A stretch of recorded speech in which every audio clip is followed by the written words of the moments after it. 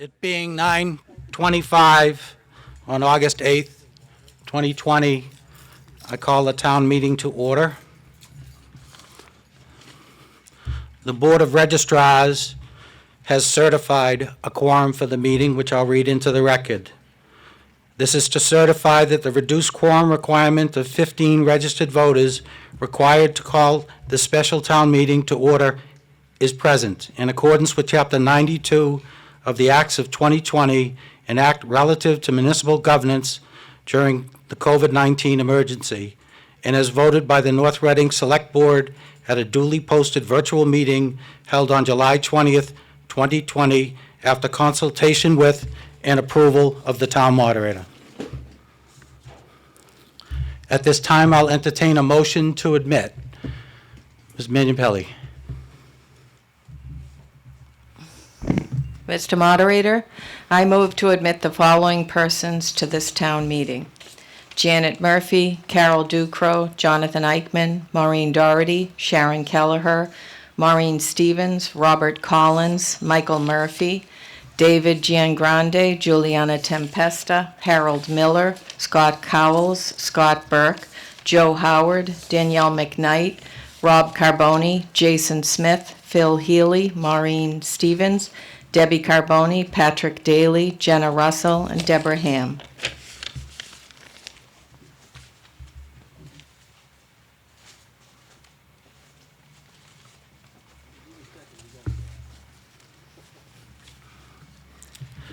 I have the motion. Is there any discussion? Seeing none, all those in favor, please say aye. Aye. Opposed? Unanimous? Ms. Minipelli, would you lead us in the Pledge of Allegiance, please? Please rise and salute the flag. I pledge allegiance to the flag of the United States of America and to the republic for which it stands, one nation, under God, indivisible, with liberty and justice for all.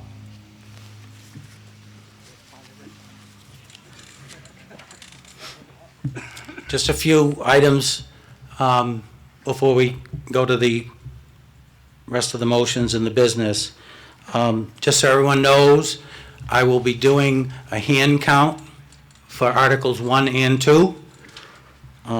So the tellers for that hand count are Lori Capizzuto and Marty Tilton.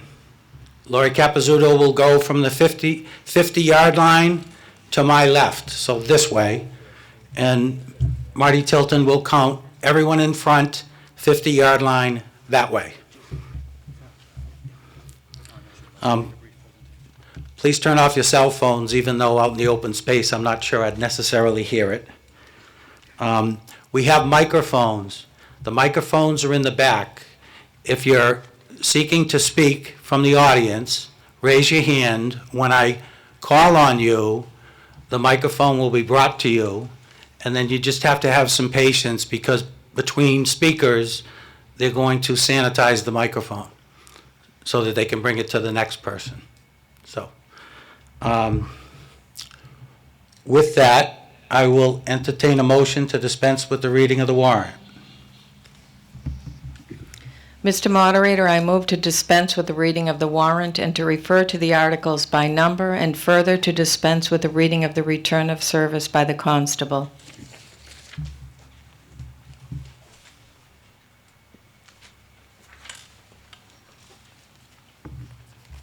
I have the motion. Any discussion? Seeing none, all those in favor, please say aye. Aye. Opposed? Unanimous. Article 1, Mrs. Minipelli. Mr. Moderator, I move to authorize the Select Board to acquire by gift, purchase, or eminent domain upon such terms and conditions as it deems appropriate for general municipal purposes, the land or any portion thereof or interest therein, with all improvements, buildings, and structures located thereon, known as 14 Concord Street, identified as Assessor's Map 18, Parcel 015, and believed to be more particularly described as Lot 3 in that deed, recorded with the Southern Middlesex Registry of Deeds in Book 26234, page 419, and as funding therefore and any and all costs incidental and related thereto, including property cleanup and removal of buildings and structures from the premises following acquisition, to appropriate $1,120,000 from sale of town land special revenue, and further to authorize the Select Board upon such acquisition to convey such land or any portion thereof or interest therein upon such terms and conditions and for such consideration as the Select Board shall deem appropriate, and to authorize the Select Board to enter into all agreements and take all action necessary, convenient, or appropriate to carry out such acquisition and disposition as printed in the warrant.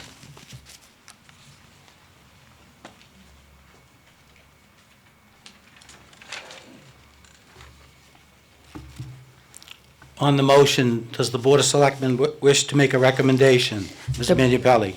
Mr. Moderator, the Select Board recommends. Does the Finance Committee wish to make a recommendation? Mrs. Orbit? The Finance Committee does not recommend. Could you speak louder, please?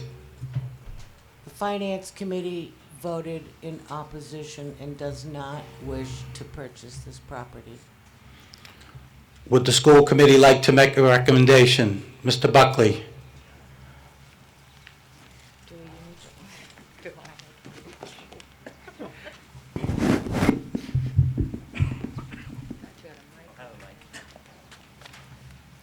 The school committee previously voted 5-0 to recommend. Are there any other boards or committees that have voted on a recommendation? If so, please raise your hand so I may recognize you. For the Planning Committee, Mr. Pierce.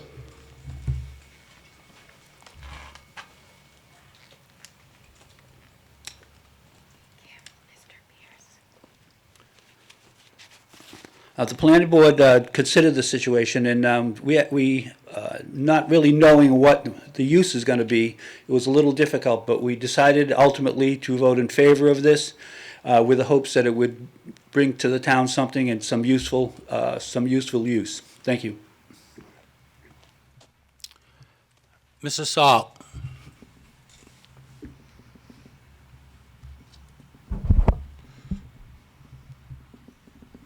Margie, they'll bring the microphone down to you.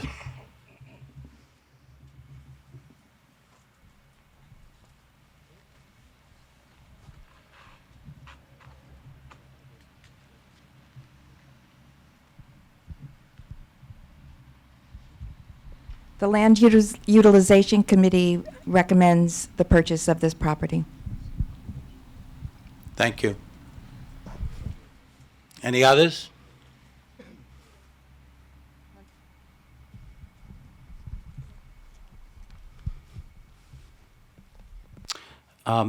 The Select Board has asked for a 15-minute leave of the meeting for the purposes of a presentation by Mr. Gilberto. Is there another committee? Oh, I'm sorry. Sorry, Rita. I'm sorry. Rita Mullen. Recreation voted in favor of taking the property.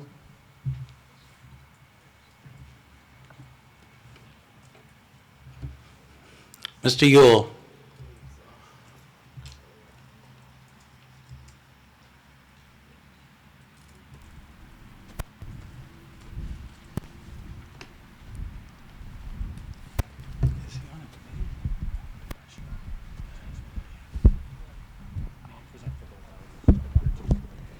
Thank you. Question through the moderator on the votes being taken by all of the committees. I believe this, the statement of recommend is not is a unanimous decision, is not a unanimous decision, whereas if the other committees, are they unanimous or not? That's what I would like to know, whether, like, for example, the CPC voted for it, but was it a unanimous vote or was it just a majority vote? Just one point of clarification on that. Okay.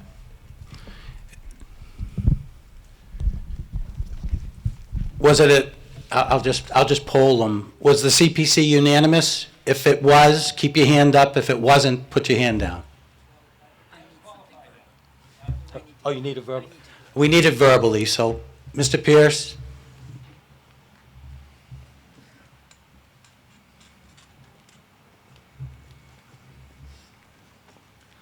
At the meeting where the vote was taken, there were only 3 members there, and it was unanimous among those 3 members. The other 2 members were not in attendance at the time.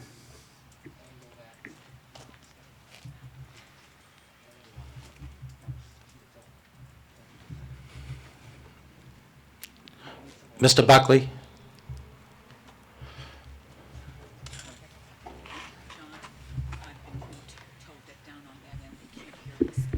Hold on. Speak loud. All 5 members were present, and it was 5-0 unanimous. Thank you. Mrs. Salt? Oh, Miss Rita?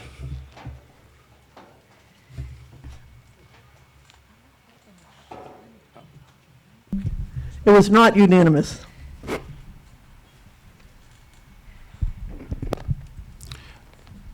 Mrs. Salt? For the LUC? Sorry. Oh. Did you hear that? No. Unanimous. And we need to pull the select board. And for the select board, Mrs. Minipelli? For the select board, it was 4 in favor, 1 opposed. So now I'd like to take under town meeting rules, we only have 5 minutes for our presentations.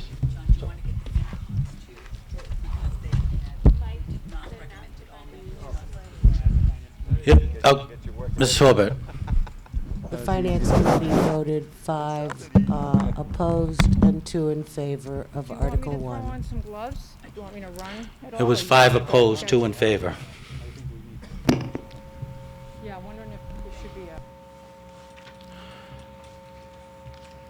Okay, now I'd like to call for a vote on a 15-minute leave of the meeting for the purposes of a presentation from the town administrator for both Articles 1 and 2.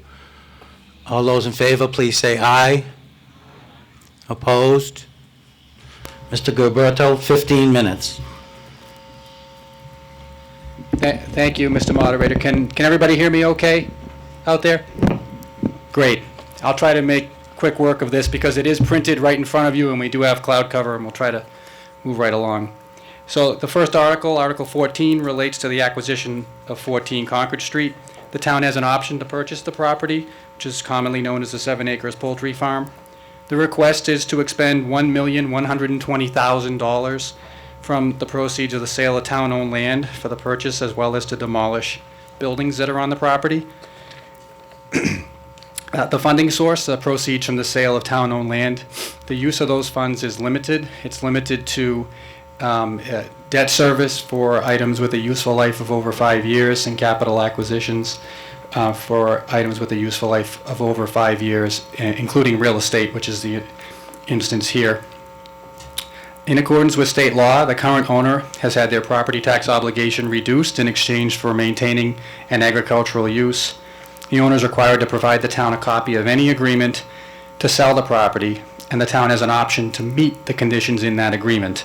The owner has notified the town that he has an agreement to sell the property for $1.1 million, and the town estimates that demolition costs will be $20,000.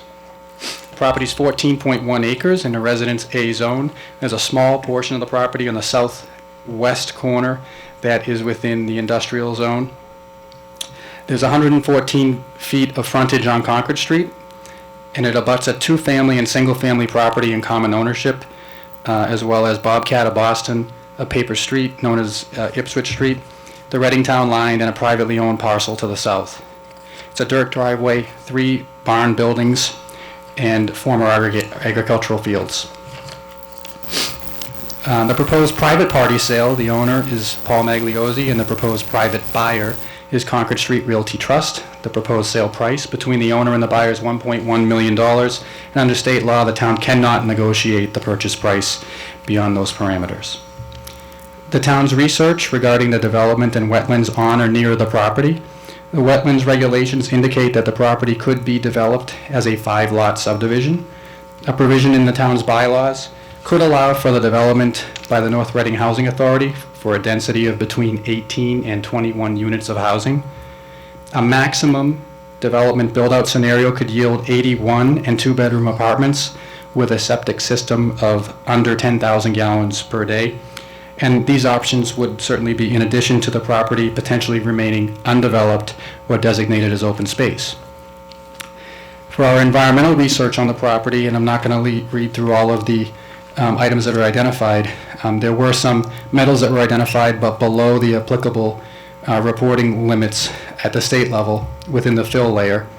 There weren't any other contaminants detected above reporting limits in some soil samples that were taken.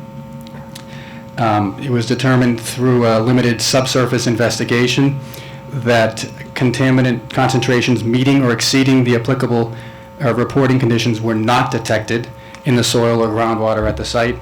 And based on the May 2020 soil and groundwater data, a reporting condition requiring reporting to the state does not exist at the site. Additional information, I'll just note that there was an identification of PCE that is believed to be affiliated with a release at 70 Concord Street. There is a concentration that was identified at the property. However, that concentration does not trigger a reporting condition under the law, and the town should be aware that if higher concentrations are detected in the future, response actions may be required. Additional work may be required. Due to the nature of the subsurface on the land, Weston and Sampson, who's our consultant, they were not able to install wells in certain locations on the property, but the data that they identified indicated that it would not likely have changed their findings and the conclusions that were provided to the select board. And this information was made available in detail on the town website. And Mr. Moderator, if it's okay, I'll just continue right through the information on Article 2. Please. For purposes of the information of the crowd here, although these will be asked to be voted separately.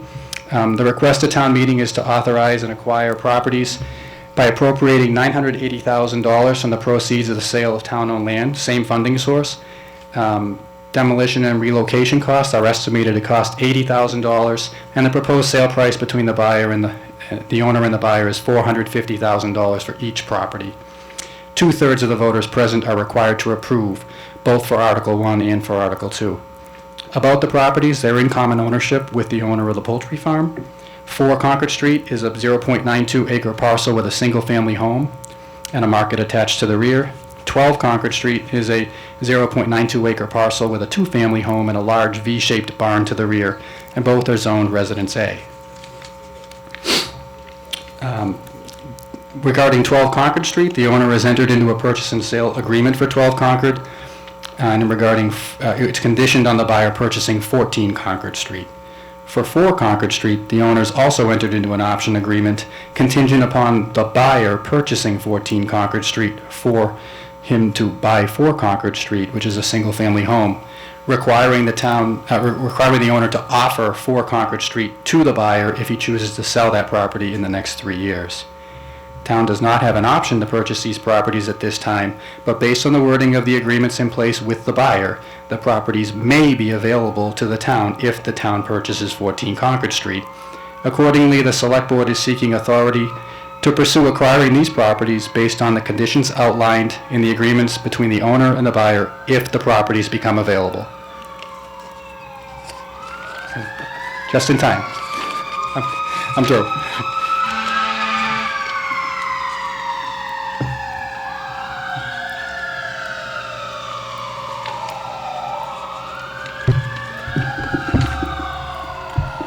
Any discussion?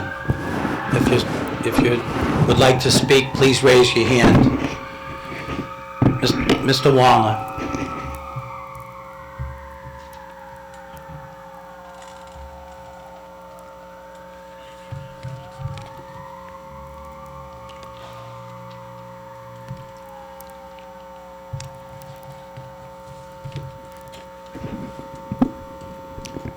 Good morning, everybody. Thanks for coming out today. We have been blessed with clouds, and slightly cool weather, so this is a good thing. I represent the one vote on the select board that is in opposition to this, so I guess you could say I'm clearly in the minority. So I'll try to be as concise as I can to explain my position. Back in February, during our first open town hearing on the turkey farm, I listened carefully to what people had to say, with most being in favor of acquiring this property. Suggested property uses ideas range from commercial development to residential to senior housing to active or passive recreation. Some suggested we just land bank it and decide later. But the one voice that really caught my attention was near the end of the meeting just before the board got to speak, and that was from a young girl who requested we make it into a dog park.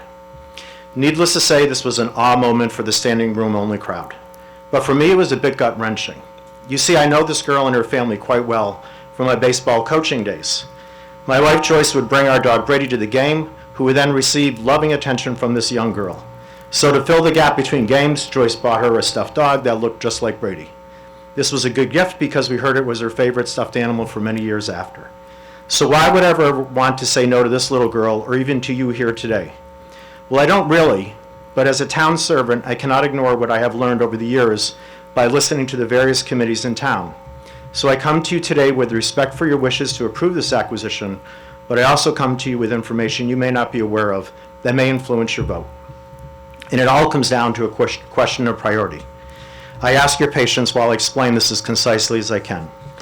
Let's start with funding. The proposal today is for the turkey farm and the two front parcels amounting to over $2 million to be paid for using the funds from the $20 million fund from the Pulte Property Fund. This $20 million is really a once-in-a-lifetime gift to the town. I feel particular stewardship for this fund, as it was my humble suggestion, along with significant support from my colleague Steve O'Leary, that converted our original commercial use only RFP into a best use RFP. As a result, we went from a $2.5 million commercial offer to a $30 million housing offer that yielded us $20 million. It would be easy for us to spend money as things come up. I am encouraging us to look at the big picture and stick to a plan. So what is our plan? What are our priorities? Let's start with what the Economic Development Committee might report today. The EDC is a strong advocate for connecting a sewer pipe from Andover to Main Street and then west on Concord. An additional extension would go up North Street past Town Hall to the Pulte and Edgewood properties. The goal, of course, is to expand commercial development and increase their tax contributions from a low of 12% currently. This is an ambitious project with a price tag of around $100 million if fully completed. Now, I have been assured that most funding will come from the state, which is great news, but I think we'd be naive not to think we don't have to ante up some money to get this project going. And let's not be misinformed. The first flush is about 10 years away, with the turkey farm probably taking much longer due to its proximity. I would consider this project to be a significant priority for the town and expect the $20 million Pulte Fund will help to make that happen. Let's move on to the Facilities Master Planning Committee, which is responsible for and is in process of assessing all the facilities in town and then prioritizing their needs. I will focus on what I think will turn out to be the top 3 needs. Let's start with the good news. Our school system and its facilities, 5 facilities, are in really good shape. We have the Hood, the Batch, the Little School, and our flagship middle and high school. So that appears not to be an issue. But wait, I have said 5 properties. What is the 5th? Well, that of course is our town hall. As we know, town hall is nothing more than a converted school, which I am sure has saved the town lots of money over the years. But safe to say it is quite run down. We just spent a few $100,000 on a new heating system. And during a recent select board meeting, big shelves that were bolted into the walls in Jane's office literally fell down while we were in session. The building has become obsolete and is becoming a safety issue. We would not send our kids to the school. I suggest we should not send our town employees there either. How much would a new town hall cost? I am not sure, but if we were to put the land it is on now to better use and then move the town hall to a more strategic community location, we may be able to not dip into our $20 million too deeply to make that happen. What about the fire station? We have always heard about the need for a second station, or maybe renovating the existing facility to accommodate bigger and more equipment, or maybe even building one big new facility. This committee will know for sure, But so we have some perspective today, the cost for a new facility is around $8 to $12 million. In any case, this has been a long-standing safety issue that has been kicked down the road that needs to be addressed for the entire community because we are growing. And number 3 is our senior center. This is another building that would require significant investment to make it more functional for the clients it serves.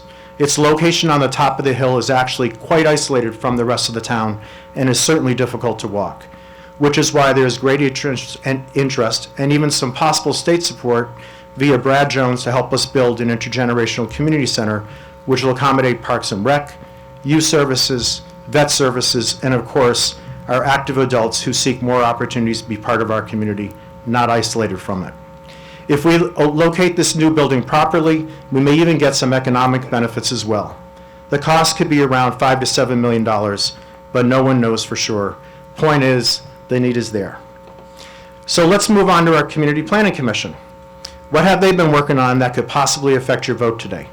Well, after many exhaustive studies on a variety of issues, the CPC has created a 10-year master plan, which I encourage you to read at a separate time. But let me bring some highlights to your attention. Housing. You should know we cannot currently accommodate a significant number of our older residents who are on fixed income budgets due to high property taxes. As a result, they are forced to leave the very town they have vested in for years. And trust me when I say this, we do not want our seniors to leave our town, as they are underwriters of the school system. It is just simple math. To address this need, CPC has created a housing production plan, but needs some support to the town to accomplish it. The Pulte Property Fund would be put to good use to help make this happen. How about the economic development on Route 28? CPC studies reveal a significant amount of our retail and entertainment dollars are not spent in our town. It is true, when we go out, we rarely think, let's go downtown for coffee or dinner, or let's meet and do a little shopping downtown, because you know why? We don't have a downtown. Well, CPC has received a consistent message from the many town residents over the last few years who have participated with their many community forums and surveys, and it is clear. People want to create a mixed-use development area where Ocean Lot, Route 62, and Route 28 all sit now. CPC is already working with a consultant to create a livable and thriving community center with mixed-use development that will serve as a downtown village with all of the benefits the community might expect from some such a development and solve some of our housing and economic problems at the same time. We have to look no further than the Linfield Market and their neighboring local preference housing program called LIFE to know how this plan can work. So how will we pay for this? I think it'll probably be a public and private investment project where the town antes up money for infrastructure while the landowners develop the project to town-approved specifications and zoning. We should anticipate our investment will be about $3 million to make this happen.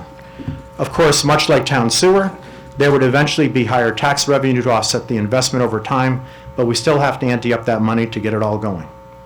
So putting this all together, when I look at our future needs that are not so far off in the future, and look at how the turkey farm fits in, I cannot justify the expense.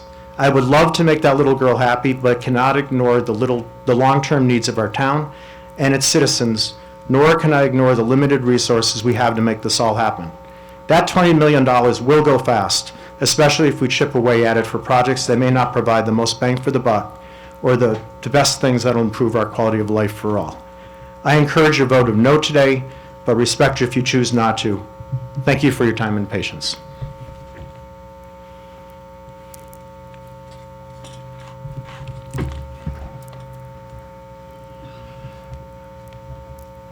Mr. Studo.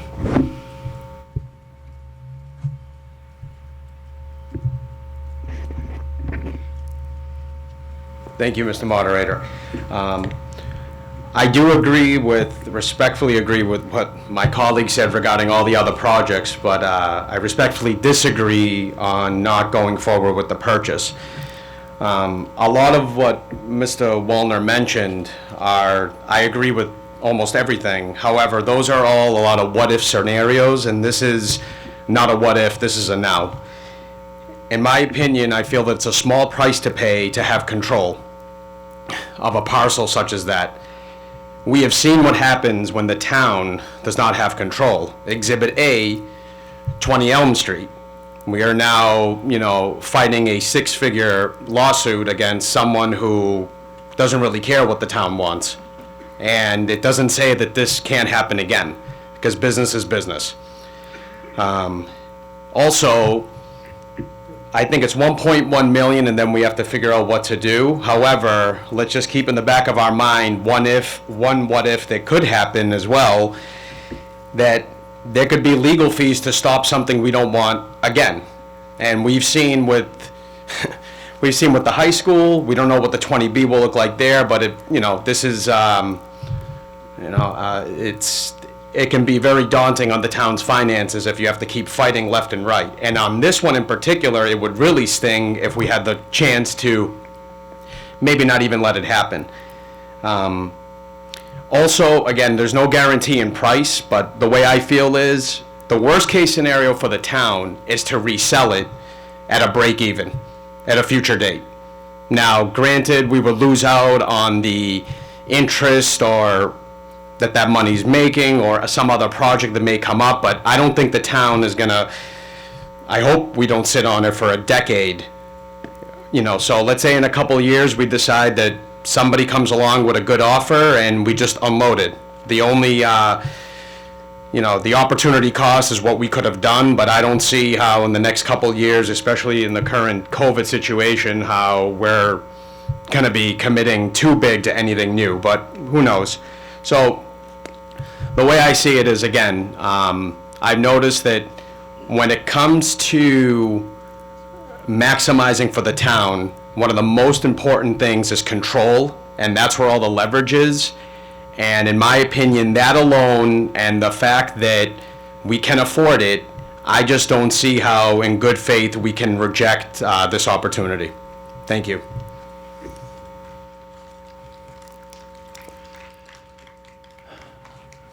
Any further discussion? Ms. Minipelli?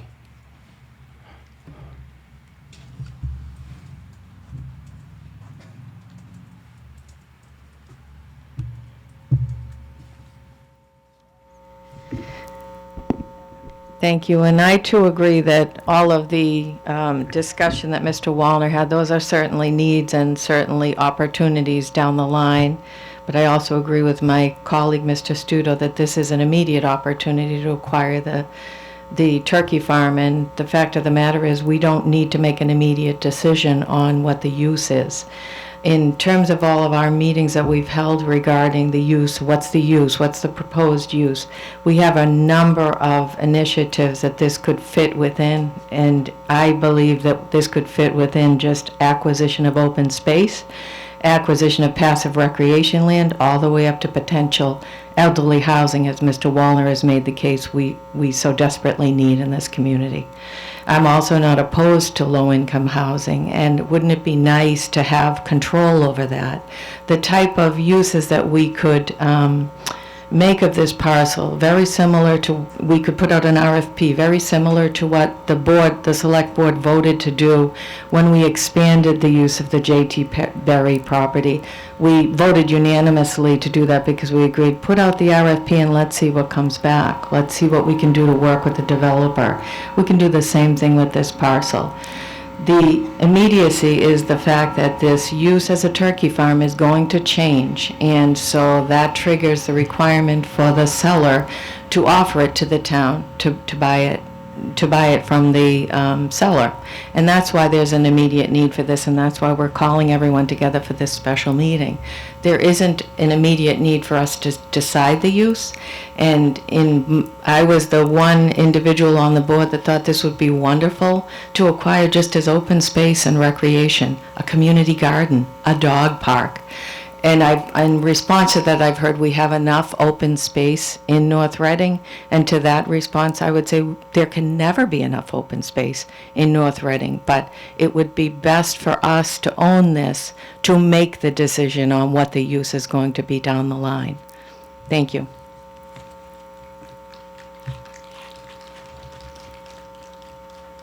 Mrs. Herbert, please speak directly into the microphone so they can all hear you. The Finance Committee had a few issues concerning the purchase of these 14 acres. I, as chairman of the Facilities Master Plan Committee, do not find that that property would really meet most of the needs of the facility master plan. It's somewhat removed from the center of the town. I don't think it would make good senior housing. There are, of course, other uses for it. I don't have a problem particularly with having it remain just as open land, but there are a lot of unanswered questions. One of them concerns access and the cost of developing that access. But given that I'm chair of both the Facilities Master Plan as well as the Finance Committee, I'm not convinced that this is the best use of the money from the Pulte sale of land. The Finance Committee voted 5 opposed, 2 for buying this property. I was one of the 2 people that voted to buy it. But I did so not with any idea of what would happen with the property. I do agree with most of what Rich Wallner has just told you about various other town commitments. I also think that going forward, this property does not really fall within any of the current plans for the community. While it's a nice idea to purchase open space and hold it, I'm not sure that we can really afford it right now if going forward we wish to accomplish some of the other things that to date townspeople have really wanted to see happen.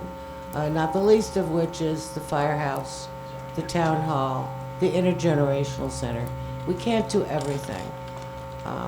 That being said, I think there are still unanswered questions about the property. This article gives the Board of Selectmen the rights to do whatever they want with the property, assuming that it can be a permitted use. In other words, they can't do something they can't get a permit for, but they can sell it for whatever purpose that's legal, that's within the confines of the town zoning rules, without the permission of town meeting. And that, for some people, is an issue as well. I wish in some ways that the article said, buy it, hold it, but the use of it going forward is subject to approval by town meeting. That was not part of the article. Thank you.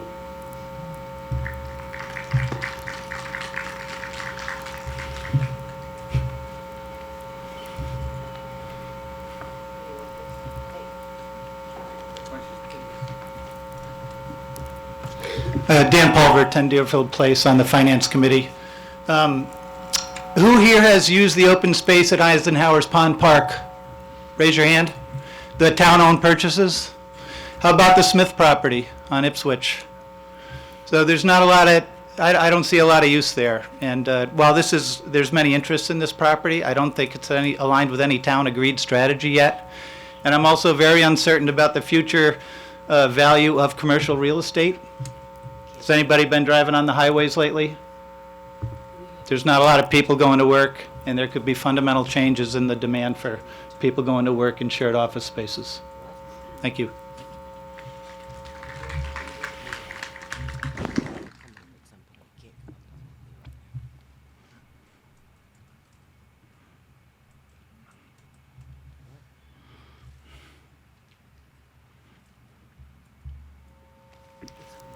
Don Kelleher, Finance Committee. I was also one of the opposing votes on this article. And my main reason in opposition is that we don't have a plan. It's an opportunistic purchase. It came to us kind of out of the blue. And it's been around since the winter, certainly early spring. We were going to meet on this last March. And it's now August.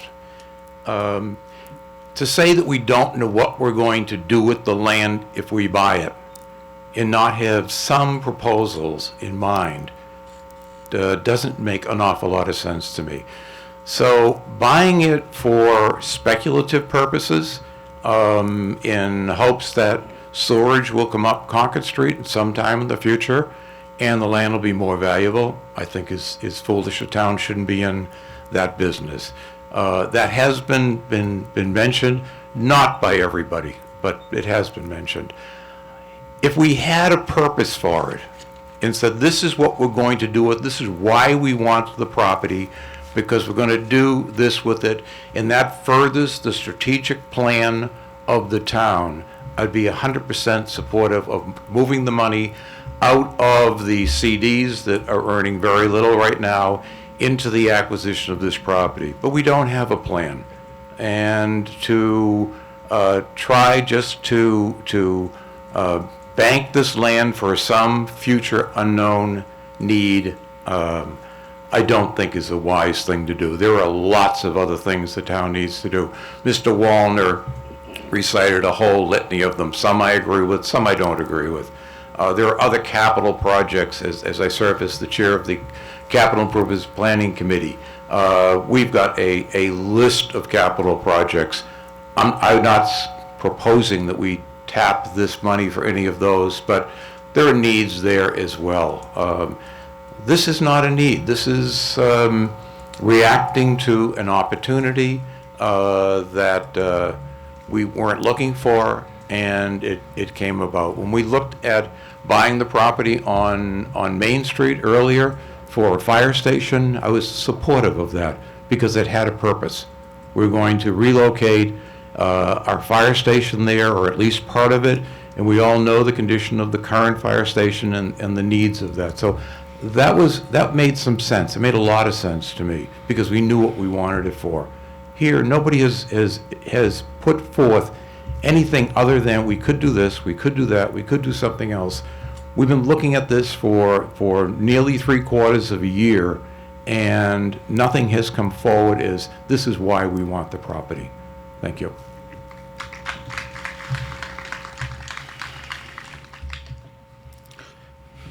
Mr. Pierce?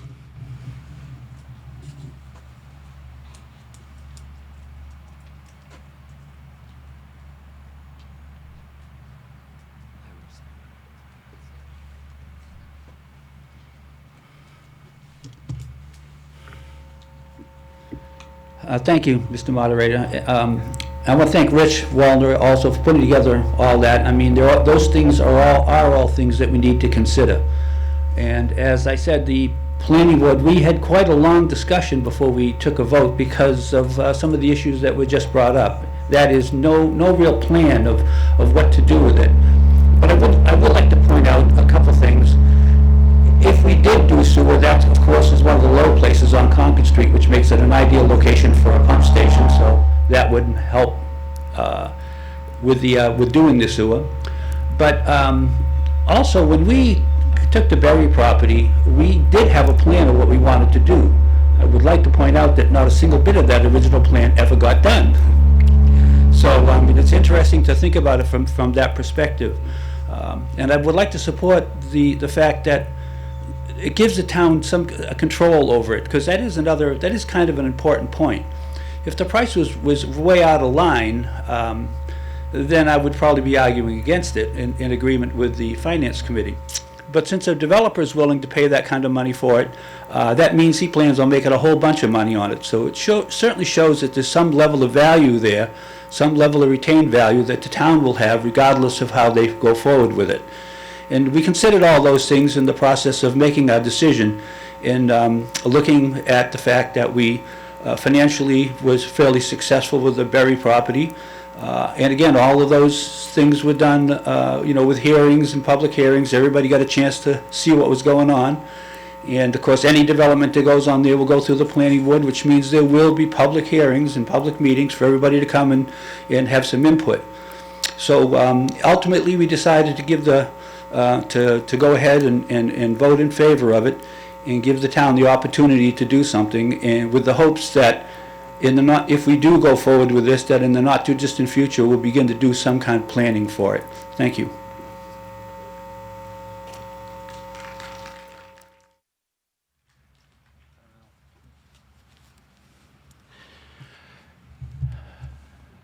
Mrs. Salt?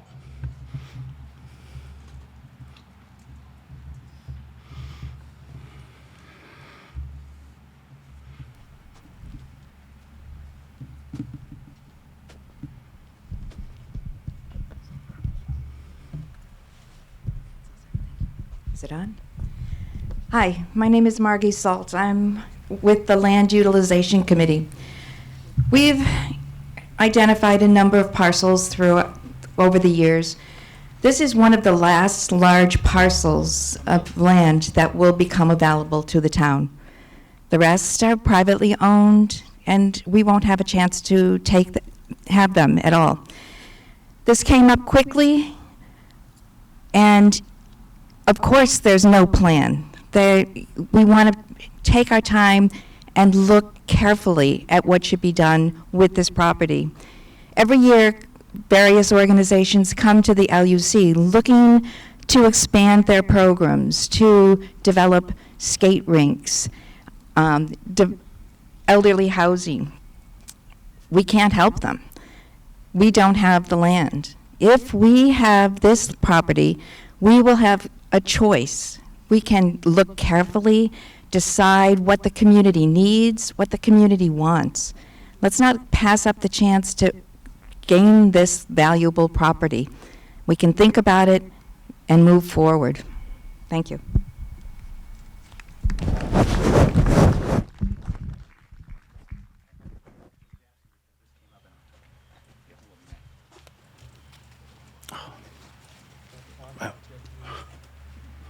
Got to untangle my glasses, sorry. Anybody else seeking, Mr. Moderator, Beth Thompson, 77 Marblehead Street. I'd like to move the question. we have motion to move to the question.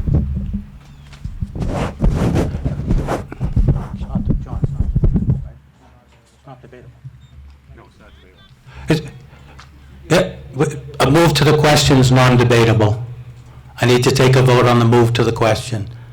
All those in favor of moving to the question, please say aye. Opposed?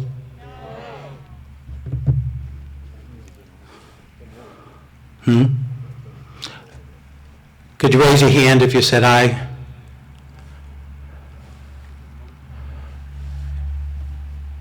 I'm going to need a count.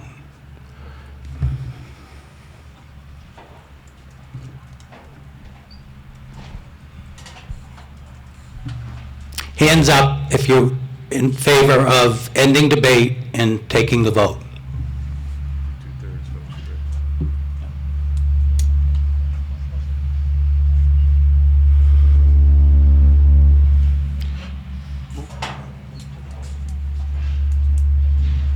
Previous question? No, it's 2/3. Yeah, it's in fact, it's in your bylaws. That move to the question. Yeah.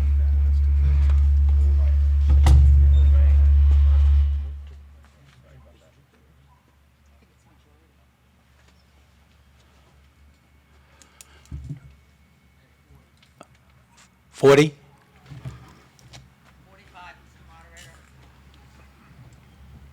All those opposed, you want to continue debate, raise your hands, please.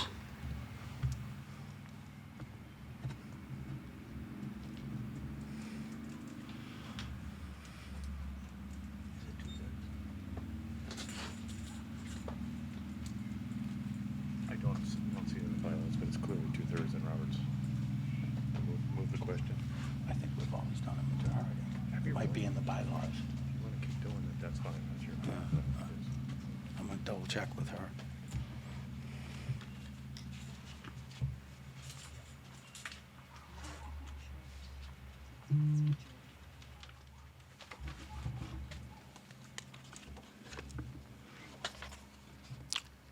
$31?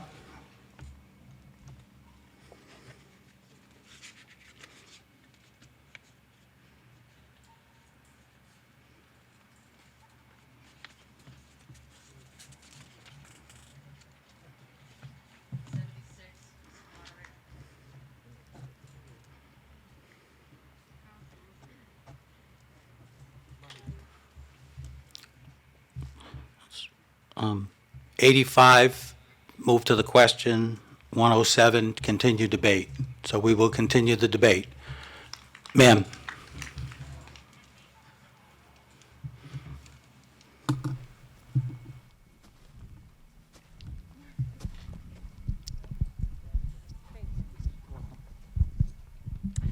Hi, I'm Jody DeClean. I live at 6 Oakland Road. I just wanted to add, I agree with lots of people, but one of the things that people should consider is our town is beautiful. We have a lot of new people moving to town. They love it. We all love it. I've lived here for 26 years. I moved from out of state. Our borders are ugly. This property is being proposed to become more ugly Concord Street. It sits at the mouth of our town. We shouldn't be thinking just about money. We should be thinking about the beauty of our community. And right now, if all we do is turn it into a floral garden or something, we're telling the people as they come off of 93, look at us, we're beautiful. All the homes that are going for sale in this community, the ones off of Park Street that just went in off that other farm, are listed at $1.8 million for one house. This is nothing compared to, we get 62, we come in along the brambling dust and everything. We come off of Concord Street, we come past trucks. I went to the meeting in February before we all were told to stay in, and there were a lot of really great ideas, but one of the things I don't hear about is how horrible Concord and Park Street's intersection is. If we don't buy this property, that intersection's gonna get worse. We do not have a stoplight there. People run it all the time. I think we need to consider more than dollars. We need to consider the residents. We don't have access to 95 from our community. We do have access to 93.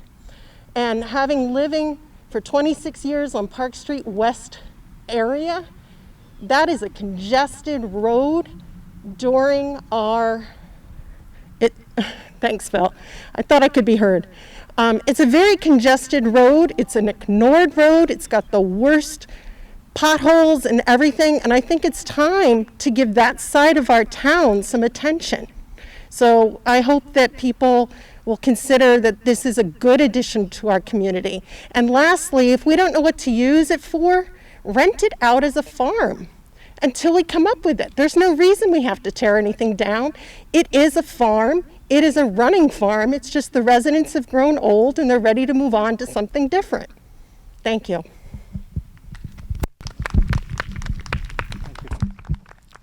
Mrs. Herbert.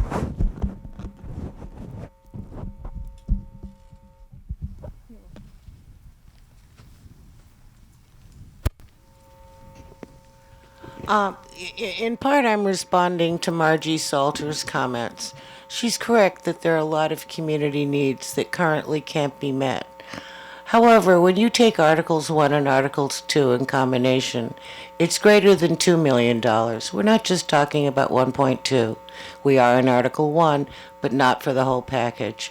The other piece of it is, above and beyond the actual cost of acquiring this land, are the costs of creating access to it.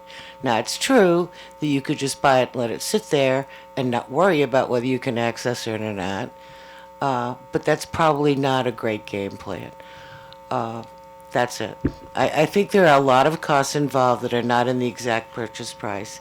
And while I understand that the community has needs, this is not the world's greatest location. It's on a busy street. It's been brought up already. We all know that. It's right next to Bobcat. How can you go wrong? The other piece of it is that this is zoned at the moment residential A. So you're not going to find some factory or some eyesore going in there unless town meeting agrees to change the zoning for that area. Thank you.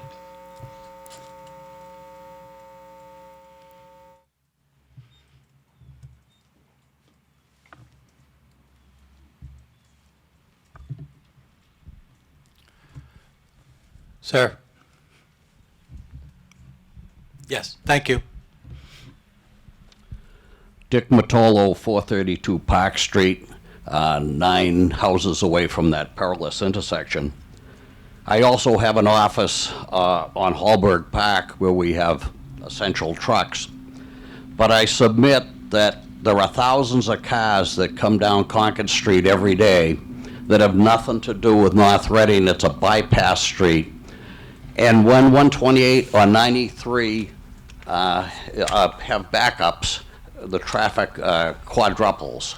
So if you want to go there at between 4 and 5 o'clock in the 4 to 6 in the afternoon and watch the traffic back up from number 4 all the way back to 93, bumper to bumper traffic. So except for passive use, anything else to try to egress and get out of those locations onto the highway, onto Concord Street. It's dangerous now, it'll be more dangerous, and I suggest we keep it on the tax rolls. I oppose it.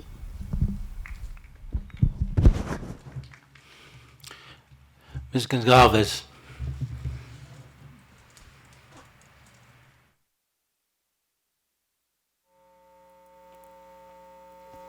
Thank you, Mr. Moderator, and thank you all for being here. It's great to see a good crowd. I just want to respond with the reason that I am for this is my paramount reason is keeping control. Let's keep control of this. Let's not lose control of it and not have any say in what happens there. Mr. Kelleher used the word opportunistic in a negative way. I think opportunistic on this property should be a positive. We have an opportunity to keep control over something and not see something that we absolutely didn't want to see, such as Elm. That's basically what I wanted to have to say. Let's keep control of it. Ma'am.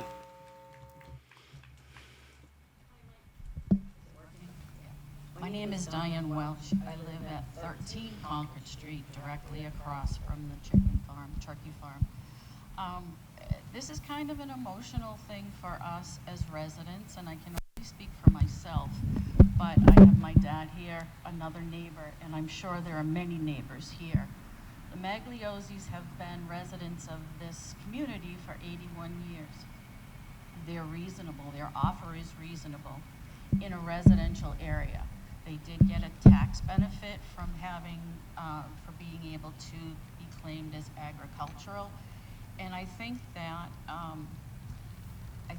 the community needs to really take a look at this, to have a property that's in the bank.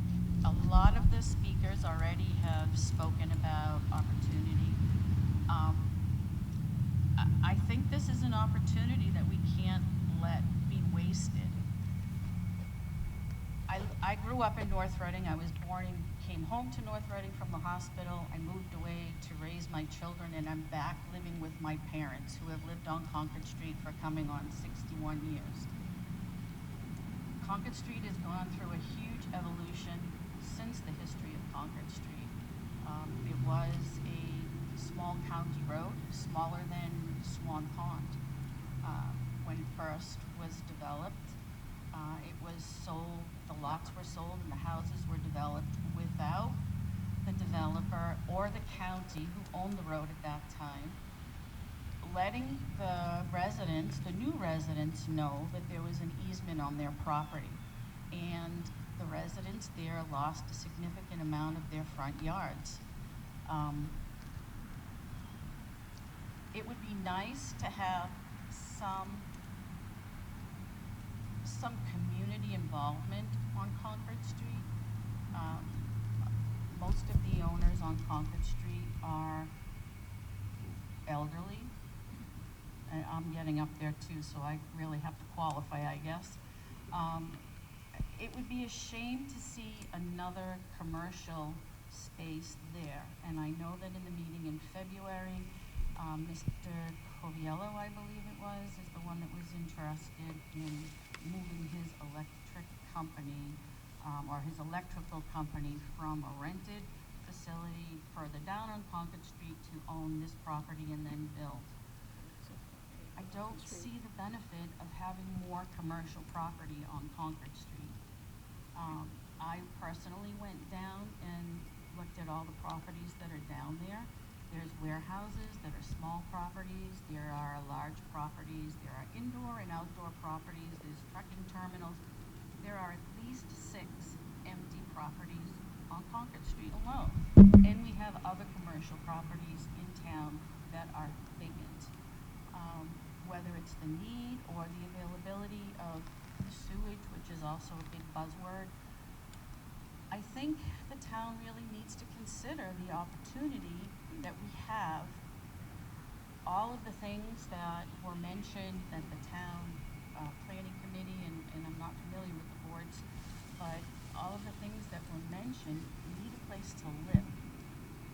You can't say, oh, we need this, we need a senior center, or we need a multi-generational center. Where are we going to put it? Are we going to rely on merchants, owners of property that have already been uncooperative with the town in other projects, to sell land that may be more centrally located, or on the outside look like they may be more beneficial, but when it comes down to cost and nuts and bolts, they won't be. There's always a catch. So I really think where the town has the opportunity to buy it, it would be a waste of all of our time, and it would be very sad if we didn't take the opportunity. There are so many needs, and you can't pull property out of thin air. If it's identified that this property can meet a need for the town further down the line, that's great, we have it. If 5 years from now, it's recognized that we can't use it or we won't use it, it'll only increase in price. We already have evidence that somebody is interested in buying it besides the town.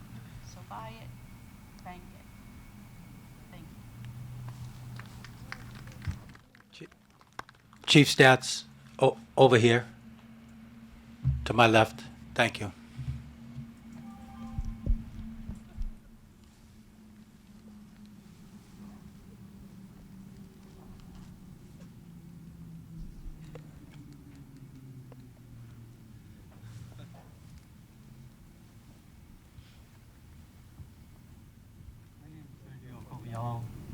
And I live at 55 Spruce Road in North Reading. I've been living there for 39 years, so I've been in town for 39 years. I'm not the person who comes in and gets out. Back in February, I did tell the town what my proposal was, and providing that the town will allow me to change the zoning, I would put a building for my business.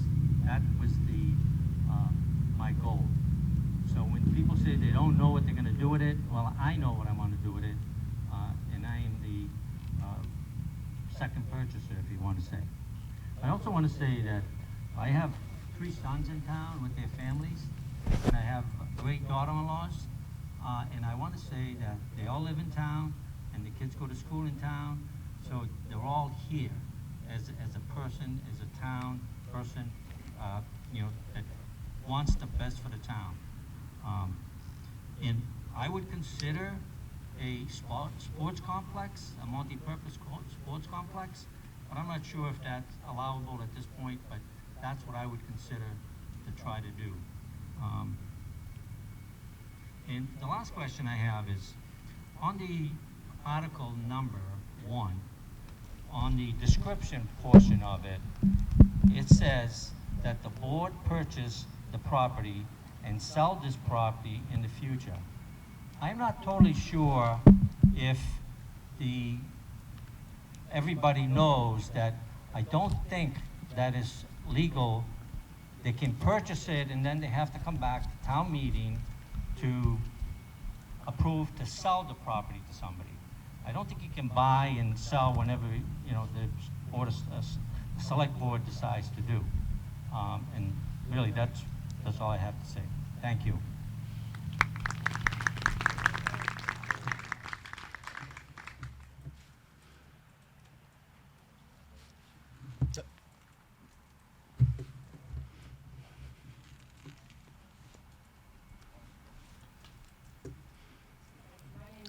Crowley. I live at 447 Park Street in North Reading, and I've lived here for 48 years. And some of the disappointments I've seen is that the fire station and the police station were never bought where that Heavenly Donuts property is. I saw my beautiful town hall become a library, and we now have the town hall, like someone was saying earlier, it needs repair. I don't know where anyone comes from here, but $20 million, or $2 million rather, is like chump change. I know it, but I thought it was. A building. His workers are gonna go out in the morning and come back in the afternoon. If anybody wants to know what the traffic is like on that corner, and all the people that go through that stop sign, it's treacherous. And number two, I live on Park Street. My kids could never play on Park Street. They don't give us sidewalks. We have nothing. And all the people during this pandemic have been walking their dogs and walking up that dangerous road. There are so many things in this town that I could see improved, that we're going to take $2 million like it's nothing, especially during the pandemic. How do we know what's going to happen to the economy? So, again, 48 years I lived here. I love this town. My kids have grown up in this town. But I think that piece of property there, how are people going to get in and out of there during rush hour or in the morning? You can't even get down and out of Park Street. And especially when the little school opens up, if you ever saw that back up on traffic, that's really unbelievable. We don't need that. We have Ipswich River Park. We have, I don't know what Clark Park is, but Ipswich River Park is such a beautiful thing. If that is enough space for this town, I don't know really what people are looking for. But I think I would like to see some of the improvements that gentleman, the new selectman, mentioned. I would love that stuff to happen. But it always gets held up with some kind of bureaucracy. So that's about it. And I love this town. So that's it. Thank you. Sir, will you seek? Yes. If you could stand, please, sir. Yeah. No, in the tie-dyed shirt, please. Behind you. Great, thank you very much. My name is Jeff Stoltz. I live at 2 Gillis Drive in North Reading. I'd like to come back to a few things Mr. Wallner said. What are we going to do with the property? And a reason why we would not consider moving forward. And I just want to say to everybody, if you had the opportunity for $1,000 to buy the jersey that Ted Williams hit his 521st and final home run, would you need to figure out what you're going to do with it, or are you going to take advantage of that opportunity? And I'm going to tell you, I'd take advantage of the opportunity. I thought we had a critical point made over on the other side. There are not many, if any, other 7-acre properties that are going to be readily available for this town to make a decision with. This is a once-in-a-lifetime opportunity, and if we pass on it, it's gone, which I think is the one thing a lot of people are not talking about here. Furthermore, I also think, and Mr. Coviello made the really great point that I was hoping somebody would make, which is the fact that the next step of this is that they'll want to change the zoning.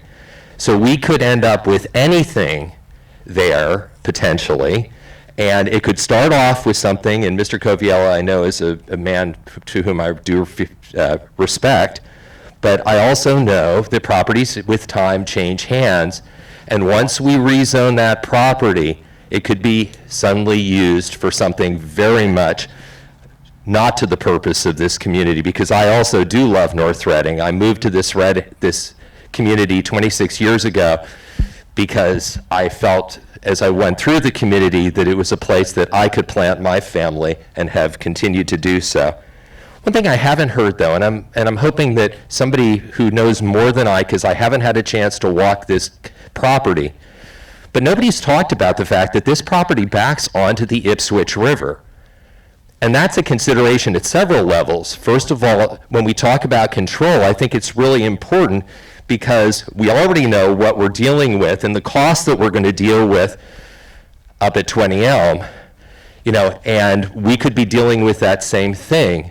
It's a low-flow river. It is critical that we be able to control our destiny there, and to open that up to potential other developments, I think puts our community at risk.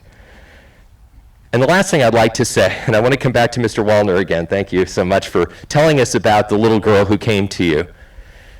This, for me, is a legacy issue. This is a once-in-a-lifetime opportunity for $1.12 million, which is pretty much a very small number, is hardly going to touch any program that you had mentioned, Mr. Wallner.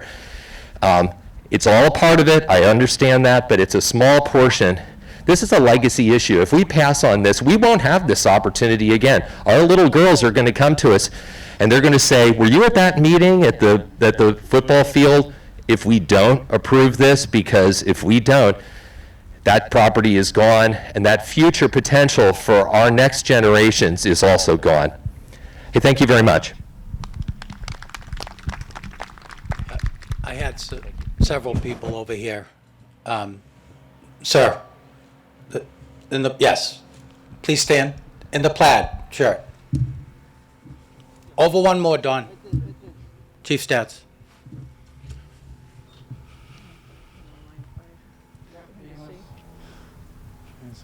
Fairview Street. Well, now I know who you are. I love this town. I've been in this town since 1966, so that gives me quite a few years. I think I got two brief comments to make, and part of it was just done by the gentleman behind me. I think his first name was Jeff also.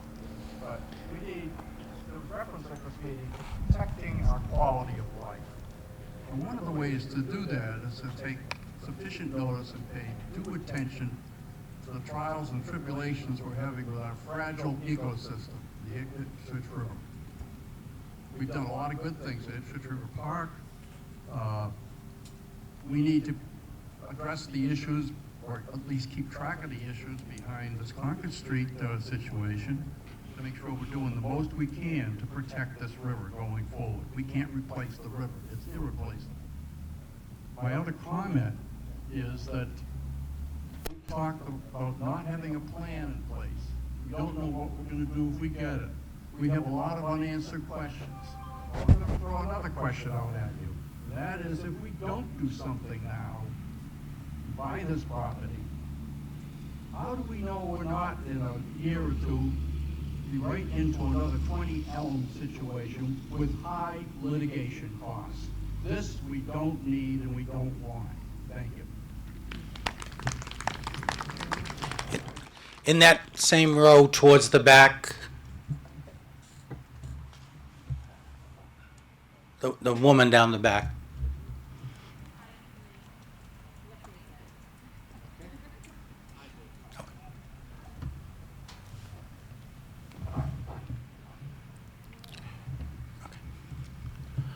Hi, I'm Michelle O'Connor from Mrs. Farm Lane.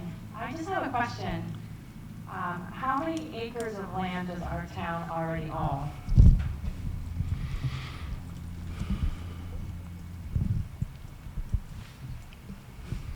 Is there a follow-up question? Well, I'd like to understand how many acres our town already owns, and if there's a plan on using that land. And again, I'm uneducated. Maybe I should know that. Well, no one jumped up and gave you the answer, so I think none of us know it off the top of our head. Well, my understanding is that the town owns a lot of land already. And I guess just as a homeowner myself, why aren't we using the land that we own and doing something with it and taking the funds that we have and fixing our town? I mean, our kids are teenagers now, but we bought into this town because it's a great community, but there are areas that need sidewalks. Main Street is embarrassing. I mean, there's so many other things our town actually needs, and we've lived here now for 15 years and not much has changed. So while I get somebody's point to save the land, I don't go buy things just because if there's other things that need to be fixed. I'm a tenant of Sergio, and he's a man of his honor. He takes great, if you drive by 55 Concord Street, it's one of the most beautiful buildings on that street. It's a complete industrial street. I know him personally, and I know what his intention is for the land, and I just really think we could be smarter with our money. Again, this is my opinion. I wish I had the time to get involved in the town. I just don't. And I just think we should really fix this town if we have extra money. So I would love someone to be able to tell me, I've heard we have 50 acres, I've heard all kinds of things, yet we're not doing anything with stuff that we already have. But please, by all means, if I'm wrong, tell me. Chief Stats, down the back again. Sorry.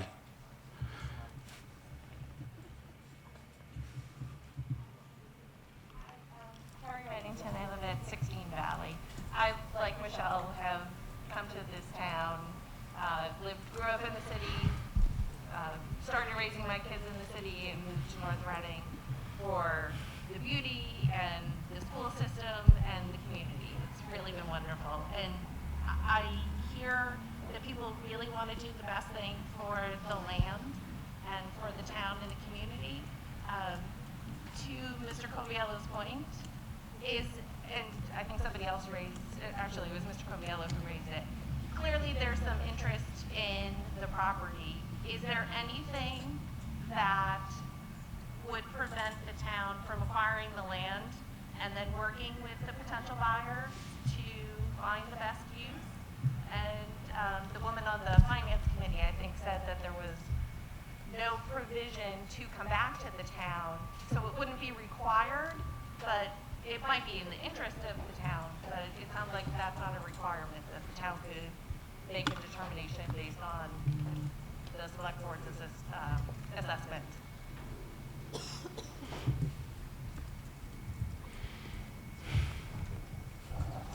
Is this to respond to the question? No.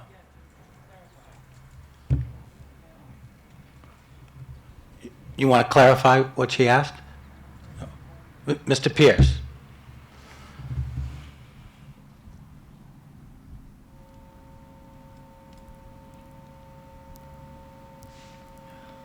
Thank you, Mr. Moderator. Currently, this piece of property is zoned residential, so to make any changes to make it commercial would require a vote at town meeting. We'd have to rezone that. So that means there's be a public hearing such as this, with everybody coming out and having the opportunity to decide. But as far as use goes, generally, and I'll refer again to the Berry property, when we started out, that was 100% commercial, and it is now 100% residential. So the point here is, what happens if we were to obtain this piece of property, what happens with it would be driven by one of two things, either a need for the town or the market. One of those two things will drive what happens in development there. But you couldn't just go in there and start putting a commercial development in there, because right now it is all residential, and we require a vote at town meeting and input from quite a few people, including conservation, because of the river and so forth, before any change would be made. Thank you.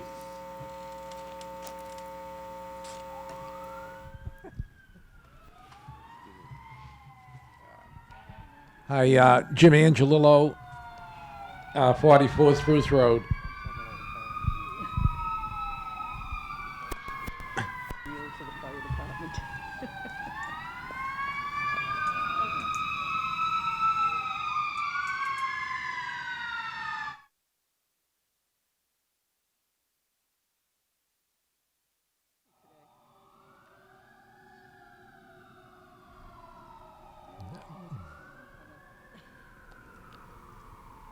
I'm sorry, Jimmy Angelillo, 44 Spruce Road. I do know Sergio personally. I live directly across the street from him. We've been here for 34 years, raised 2 children, and what I want to say is the thing that I heard that I agree with is the Finance Committee in terms of monies. I would assume that this property would come off the tax rolls if it's owned by the town. You can correct me if I'm wrong. So, which means the town loses money. The fact that there's no plans yet to do anything to land bank that, you could land bank it for 10 or 20 years.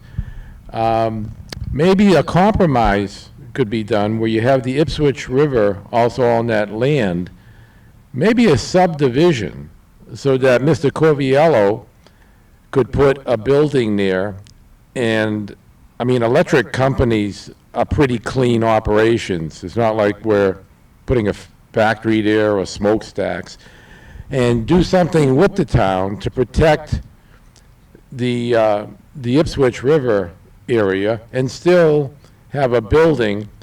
I mean, I don't know exactly, but Concord Street seems to me to be 90% commercial anyways. So it's not like we're moving into a residential area. Just my thoughts.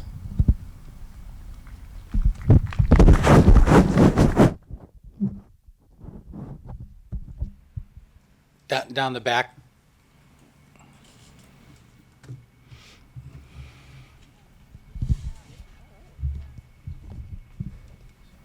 Meg Robertson, 374 Park Street. It's my neighborhood. I've been here 29 years. And I just want to say this gives us options. And what Mr. Waller said was that a lot of those plans could be used with this land. And I think it's important to purchase this land for future use. Compare this with the Smith property for access issues isn't really the same issue. There is a lot more access to this property than there was to the Smith property. So that's not a fair comparison. And a lot of the other things that people mentioned about improvements for the town, sidewalks, yeah, I'm for them. This money cannot be used for those items. So remember, we're talking about a pot of money that can only be used for certain items for purchasing property like this. So thank you very much. Mr. Buckley, thank you for your patience.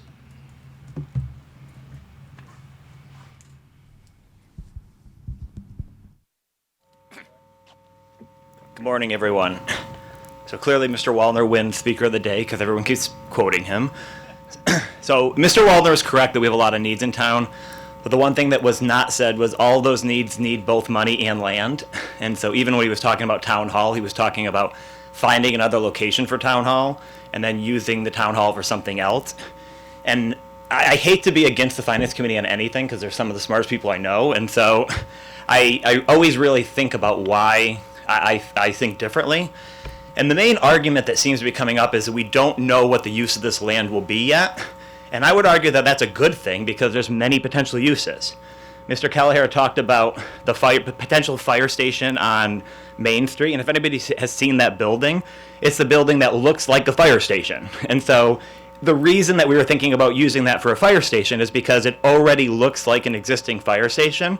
So there was one clear use of that potential property. In this case, there's many potential uses of this property, and to say that we haven't decided yet on the proper use, I think is a little short-sighted because we only had 60 or 90 days to decide whether to purchase this.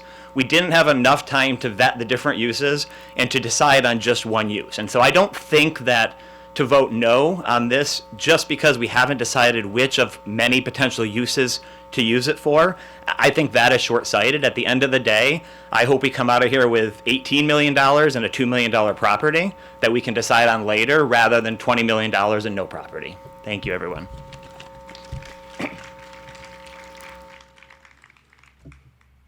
Hi, Priscilla Fitzgerald, 5 Oak Street, North Reading. I guess it's important to tell you that I've been here since 1971 and I've owned a business for 45 years.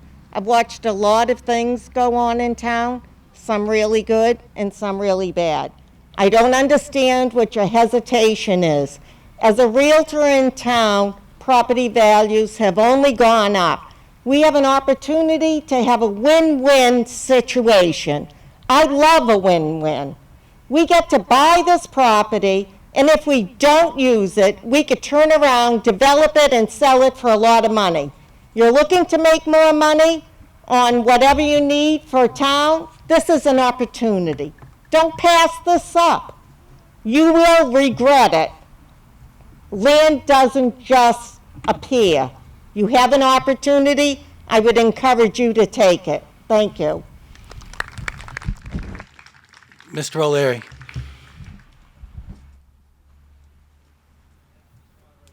Is this working? Yeah. Thank you, Mr. Moderator. And thank everybody for coming out this morning. It's a wonderful way to spend our Saturday mornings together here. And maybe we'll do this more often. Think about why we're here. The reason we're here is because the town has been given an opportunity because of the tax classification assessment on this particular property as a farm. The town has the right of first refusal. There's a set time frame, which has been pushed out a little bit because of the COVID situation, but we had 120 days to react to a bona fide purchase and sale agreement on this property.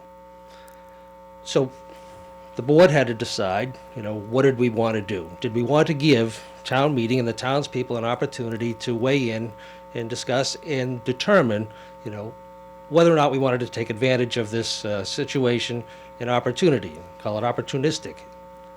It fell in our lap. There have been other opportunities presented to the town and to the board in the past on these types of properties where we opted not to go for it. This particular parcel, where it's physically located, again, is a keystone of a parcel. Someone else mentioned it over here. It's a gateway to Concord Street. It's an opportunity for the town to have more control. We have limited control right now. Right now, we can only react to a permitting application on the part of an owner of a property for use. Is it within the zoning bylaws? Is it allowable?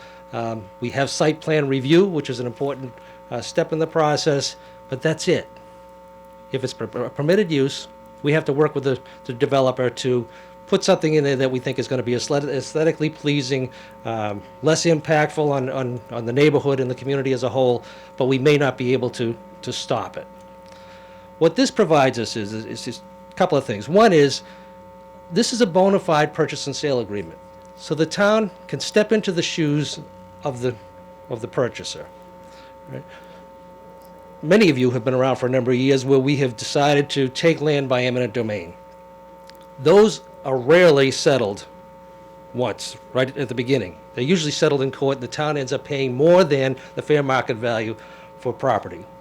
This is a real case and opportunity where we get to step into the shoes of a bona fide purchaser at fair market value for the current zoning and use of the property. That doesn't happen very often. So again, we then would have, if we purchase this property, the town is now the owner. We then have the opportunity to choose what we want to do with it. Do we want it developed? How do we want it developed? Question was asked, could we partner with a Mr. Coviello going forward? The answer is yes, but we can't go forward with what he's looking to propose right now without coming back to town meeting for a zoning change. If we were looking to put housing in there, yes, we could partner with Mr. Coviello, or we could partner with somebody else to put a friendly 40B in there, or some affordable housing aspect of with a friendly developer, where we would take control of the situation and determine the number of units and the impact on the Ipswich River and on traffic and the neighborhood. Without owning it, again, we're just going to react to a permitting process.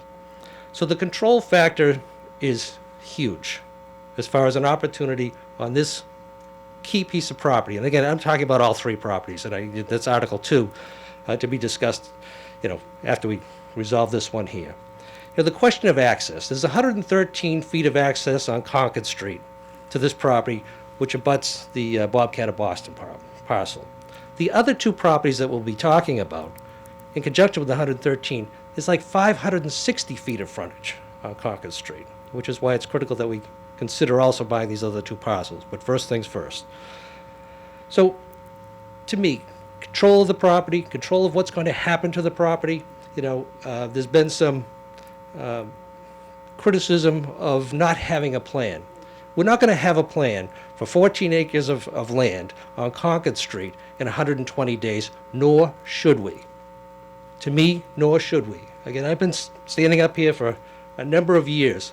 I don't want to rush into any decision as to what we should be doing in this property without properly vetting it, what are our needs, full assessment as to what the community needs as a whole are, and again, when it comes to appropriating money, coming back to town meeting to go and get the money to do it. If it requires a zoning change, coming back to town meeting and get a zoning change to do it. But this is a once-in-a-lifetime opportunity on this particular parcel, which is a key parcel on a gateway street to our community. So do we want to pass it up? That's for you to decide. I'm recommending that we take advantage of this and buy all 3 parcels. Because we have a responsibility to control as much as we can. We have a responsibility to control the impact that the development on this particular parcel is going to have on the neighborhood, on the community as a whole, and again on the region as a whole, because it does directly abut the Ipswich River. So don't worry about the plan. That's going to be vetted. It's going to be done. And I also look at this, as someone else pointed out, we can only use this $20 million for specific and intended purposes, and this is one of them. So it's not going to impact the tax rate, or your tax bill isn't going to go up because we're going to spend $2 million. I look upon this as a transfer of assets. I'm transferring $2 million in cash, and I'm converting it to land. I also look upon this as an opportunity that if we need the cash later on, at this particular point in time, it's a no-lose situation for the taxpayers of the town of North Reading. We can convert it back to cash. We can put out requests for proposals, and we can partner with private developers to determine what we want to have happen on this particular parcel in our particular town on Concord Street. But if we don't buy it today, those choices are limited. We have no say. We can only react to the permitting process and the application by a private developer. Again, Mr. Coviello is a fine, upstanding member of this community who has been here 39 years, devoted his time volunteering on town boards and committees and commissions. He's a good businessman, a wonderful person, and somebody that we would like to partner with for something someday, absolutely. Extremely reputable. And what he's proposing makes sense for his business and his family and part of the community as far as an impact on Concord Street, minimal, but it requires a zoning change, and you're going to have to decide that anyway, later on. So to me, authorize the board to purchase it. Authorize us to step into the shoes of Mr. Coviello and take control of the situation. Allow us to assume the responsibilities that we should be assuming in relation to what the impact of that development of that property is going to have on our community. And the only way we can do that is if you vote for this today. And again, I urge you to vote yes on this, and I urge you to vote yes on the next article too. Thank you.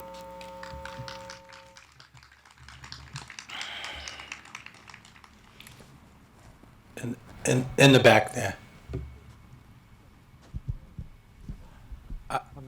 No, not yet. I see you, Jeff.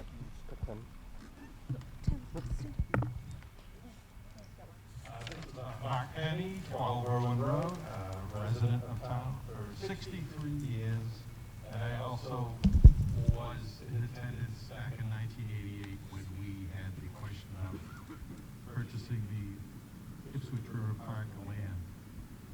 And the people back then, there was back and forth arguments, but in the end we decided there was a great deal, not just for us at the time, but for the future residents of the town. And to I'd like to just say, a couple people stood up a little while ago and said they moved into town 15 years ago. I'm sure part of the reason why you fell in love with the town and decided to move here was you saw Ipswich River Park. And we don't know exactly what's going to happen with this property as far as development, as far as the plan. But I agree 100% with Steve O'Leary. Financially, it's a great deal. It's converting cash to land, and everybody knows, everybody owns property here. Everybody knows in the last 5 years, every year just about, the land values of our homes, the land portion keeps going up. Folks, they don't make any more land. Like I said, I've been here basically my whole life. Population was 7,000 people. A lot of land when I was a kid. I seen the town develop. And so here and there, we've town wisely, when the opportunity arose, purchased parcels of land. Eisenhower Pond, a lot of walking trails, close to 100 acres. Ipswich River Park, over 50 acres. In the season of COVID that we're going through, people who, even though it's been in our town, they were forced to go outside, get a little exercise. They got to enjoy and I think appreciate our town even more than ever. So again,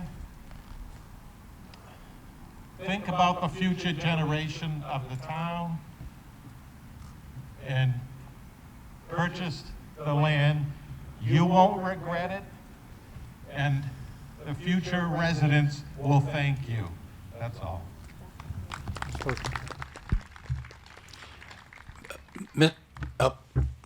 Yes, Chief Murphy, yes. Hi, Tim Sutherland, 17 Maple Road. I have to admit, when I saw the article, I was like, well, this is a no-brainer. We can pick up some land, spend a little bit of money, and we have more land for the town. And then I did a little bit of research, looked at what we had. I pulled up the GIS, which is really cool, on the North Reading website. I saw, well, we already have a ton of town-owned land that we're really not doing a ton with, that we have opportunity now. And then when I looked at the total purchase price of $2 million, looking at all of the unfinished sidewalks that we have, the 30-plus miles of unpaved roads that we have, for those of you counting, 4 fire trucks have gone by in a house that's not appropriate for them. Spending the money on that, to me, seems a little bit short-sighted, given all the other improvements that we need to make. And then when I look at what Mr. Coviello wants to do with the property, it seems consistent with what's already there, would bring more tax revenue into the town, and knowing that him and his family are in town, we know that he's going to do right by the town as opposed to try to develop something that we don't want. And then I know a lot of you are here, like myself, I'm looking at it going, well, it's a 40B development, we don't want another 40B, we're already fighting legal fees. I worry that we're giving up our control at this meeting today. So we're giving permission to both buy and sell this property by the town. This isn't going to come back to vote for us again. So if we authorize this today, the next time we see this is for a zoning change either way, but right now at least we know where the property is going. So I originally was in favor of this, but after doing my research, I'm going to go the other way and think we have a viable buyer. The town has many other priorities, and I think that we can achieve our goals with Mr. Coviello.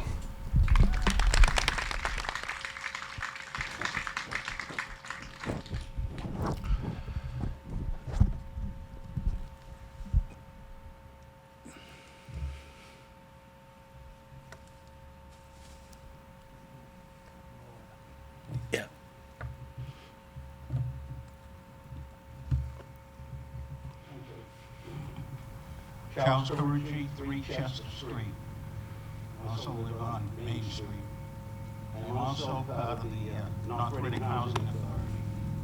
I'm kind of biased on trying to purchase this land, looking to take care of the elderly down the road. The other thing is I've been here since 1947, so I don't forget the years. We have taken care of the youth in this town. I help spend a lot of the town's money for that purpose.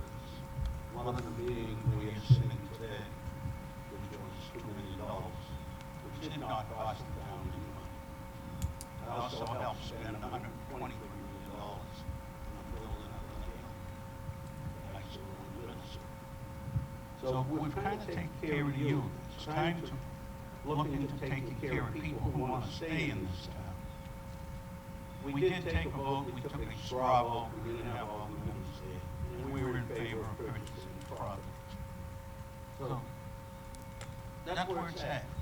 We've got to start taking care of the rest of the people in this town. A lot of you are young people here, who have parents that are in the town. Where are they gonna go as they get older? They can't afford to pay the taxes in this town, same as me. So I would suggest we vote for this, take it, and go for it. Thank you.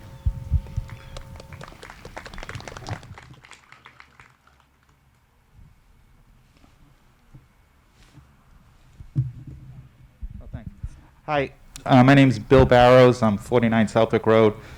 I kind of disagree with the thought of selling the property, because we do lose control. It's total contradictory to what he just said. Once we sell it, it's gone, or they sell it. We have no control. He can do whatever he wants with it. He wants to put property on there. He wants to put a building. If he can't put commercial, he has every right to sell it to somebody else. We lose total control of what goes on that property. So I think that's really what we got to consider. I'd rather have the town controlling what goes on than giving it to somebody else who can decide what happens. Mr. Yule.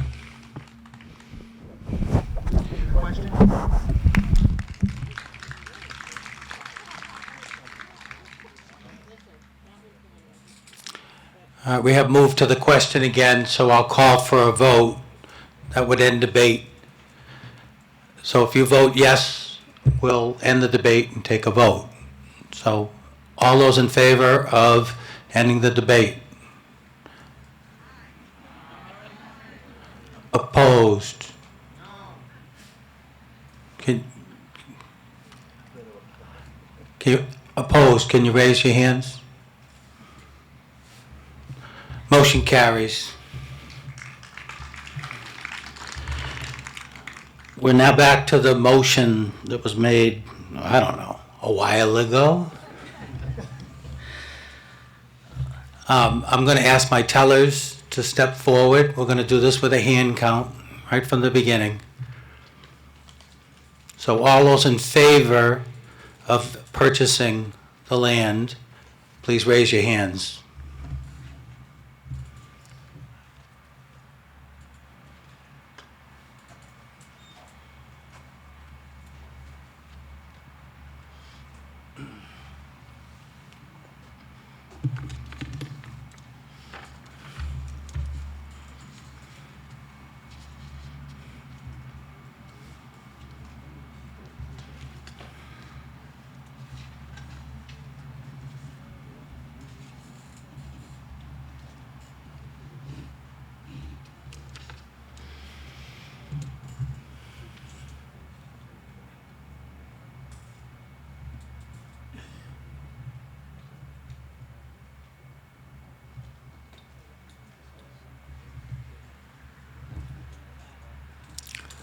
$55?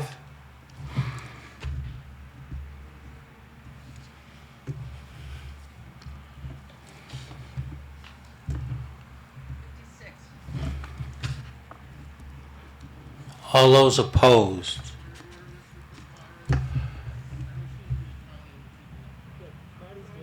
Marty counted everyone up front.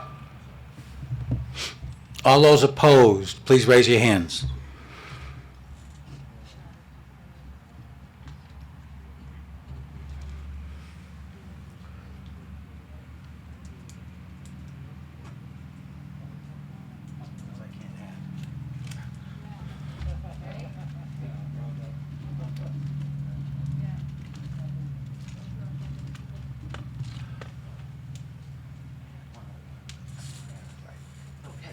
Okay, I was gonna say. And I'm a lefty, so it's on this side, but.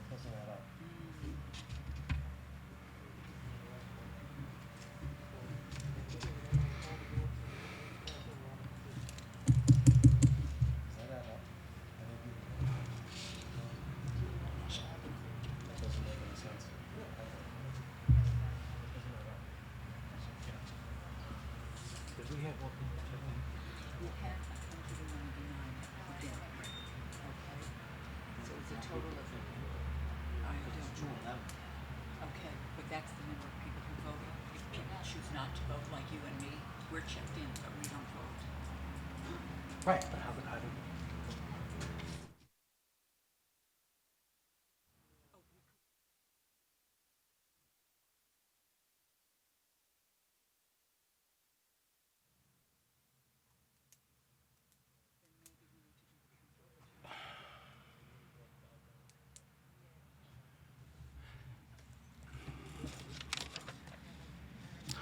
I have a count that adds to more than the number of registered voters, so we're going to recheck the number of registered voters.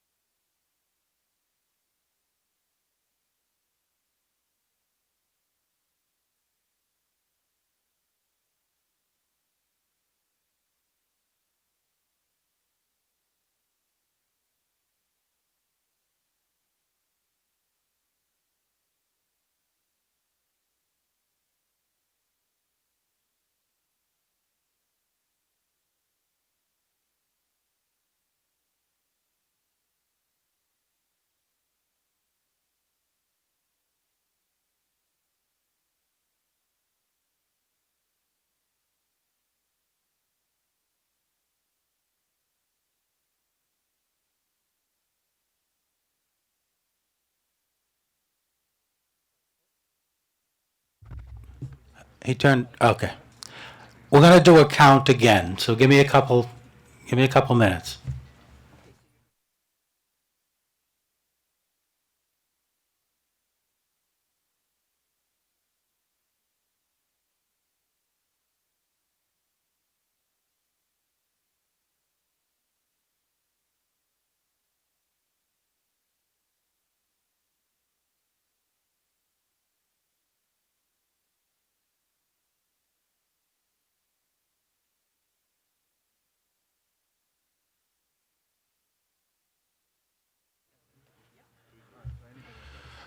We're going to do the count again because the total count there was more than the registered voters that had checked in initially.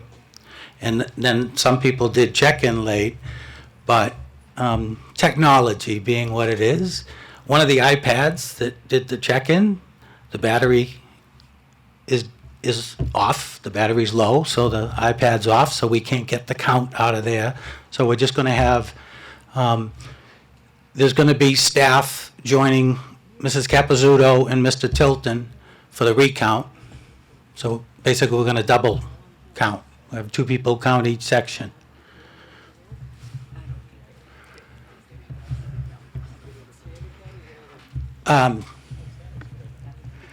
Why don't we do a standing count? All those in favor, please stand. Oh, okay. Okay, I get you.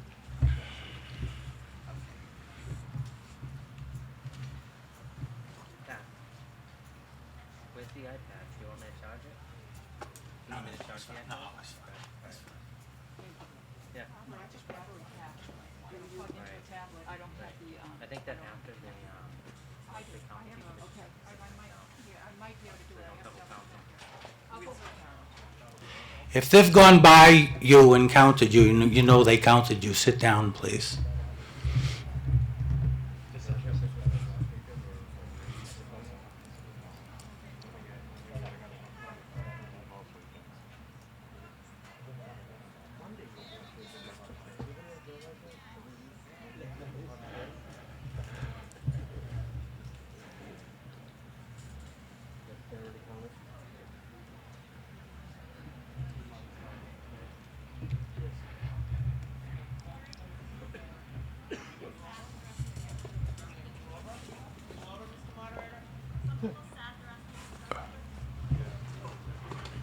Yes, all right.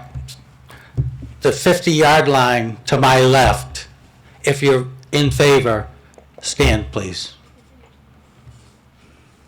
And continue to stand.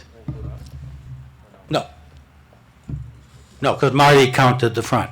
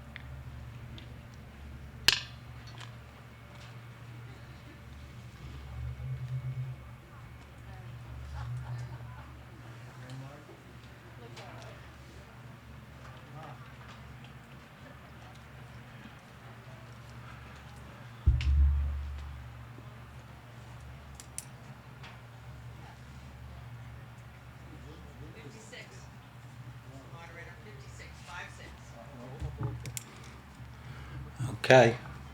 Everyone, please be seated.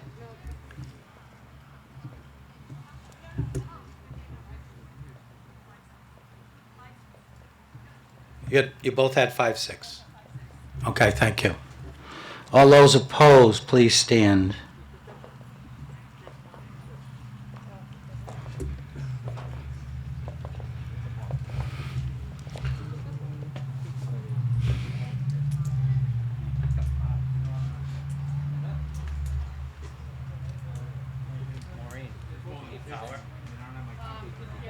Well, she doesn't have a, No. it's an iPad, so, do you have an iPad charger? I mean, I have a battery pack here, but I don't know if I have the, an iPad charger. Is that specific, right, so it's a different size? Yeah.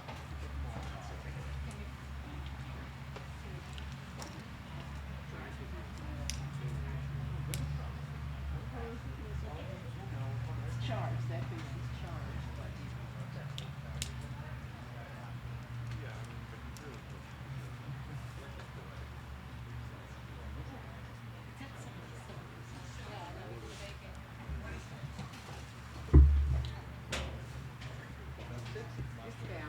You're 26. John, do you have a contract? This one has 37. 47. Did you get it? She's got it. Yep, it was code patchwork. 61.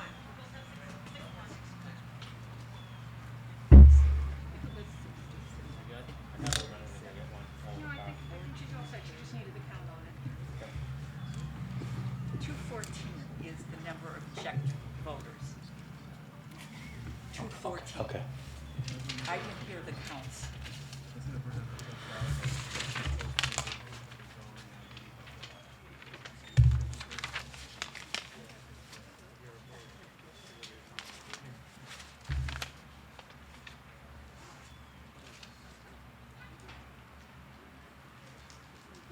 So yes, it is.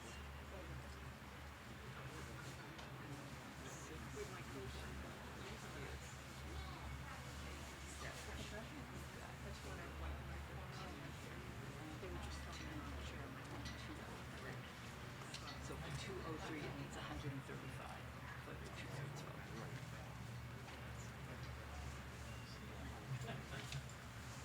Okay, so we do have.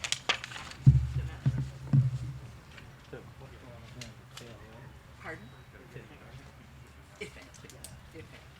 The total number of checking persons for anyone's information was 214.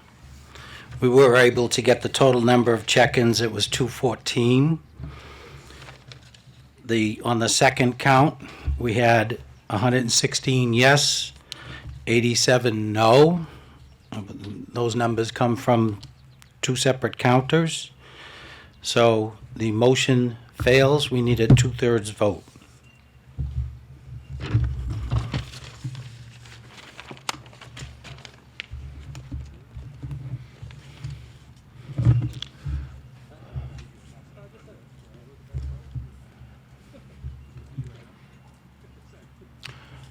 So we have a motion for Article 2. Mr. O'Leary. Thank you, Mr. Moderator. And again, thank you to everybody for coming out today and exercising your right to vote and making your feelings known and exercising all your rights, and it's a wonderful thing. So, that being said, in relation to the action that was just taken on Article 1, the Board of Selectmen is recommending that we pass over Article 2. So, Mr. Moderator, Article 2, Acquisition, Appropriation, and Conveyance, 14 and 12 Concord Street. I move to pass over Article 2.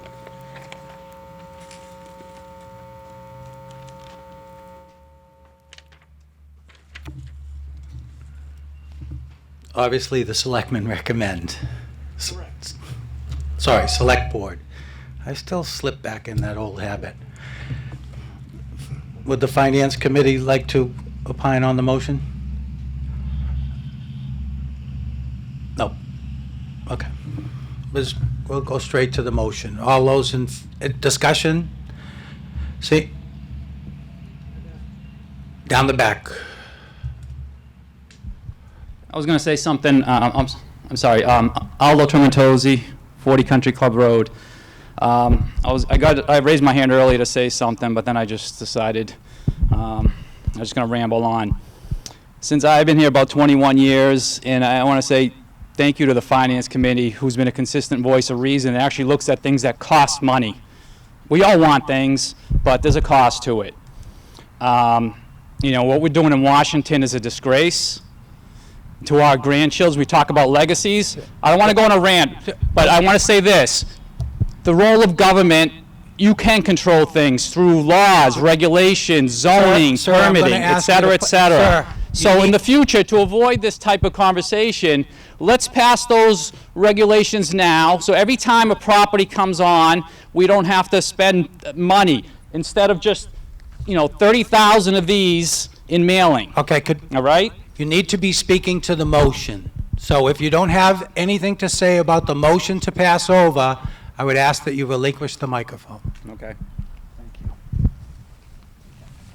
Thank you, sir. On the motion, all those in favor, please say aye. Opposed? Unanimous. Article 3, Ms. Manupelli.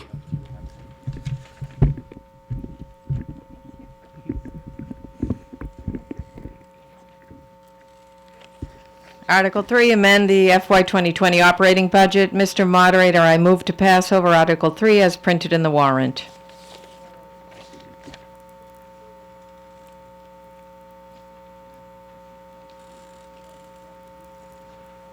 On the motion, any discussion? Seeing none, all those in favor, please say aye. Aye. Opposed? Unanimous. One more motion, Mrs. Minipelli. Mr. Moderator, I move to adjourn this meeting sine die. Mr. Yule, wait for the microphone.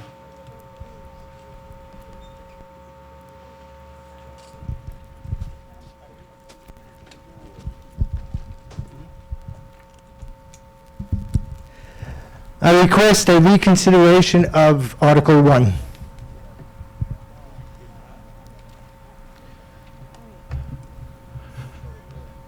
Mr. Yule just made a motion to reconsider. A motion to reconsider Article 1 is to put Article 1 back before the meeting. If you don't want to put it back before the meeting, you vote no. If you want to put it back before the meeting, you vote yes. Everybody got that? And I'm going to do a hand count. So if you're participating in this vote, you must be at your seat. Thank you.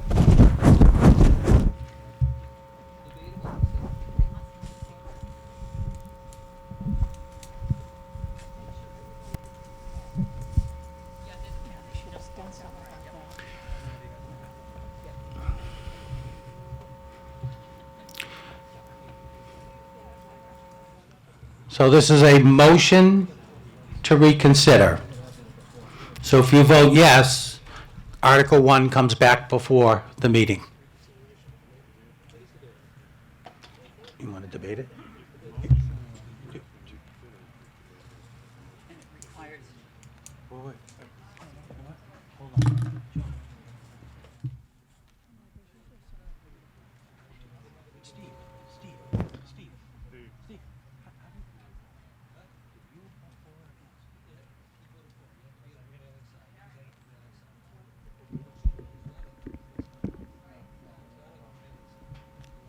Right.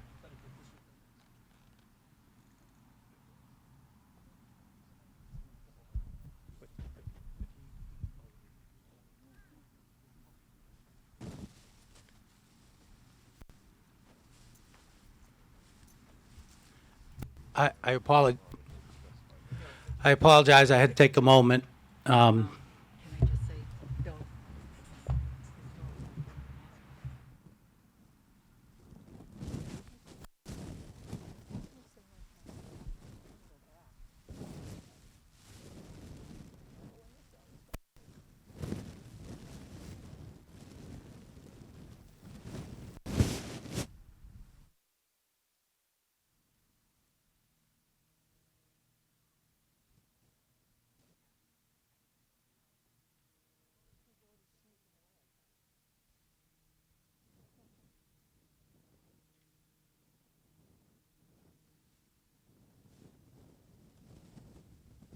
All right.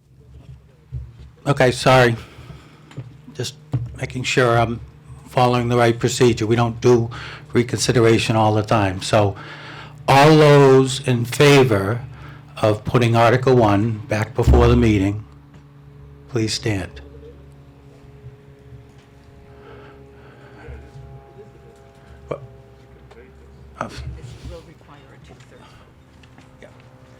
This too will require a 2/3 vote.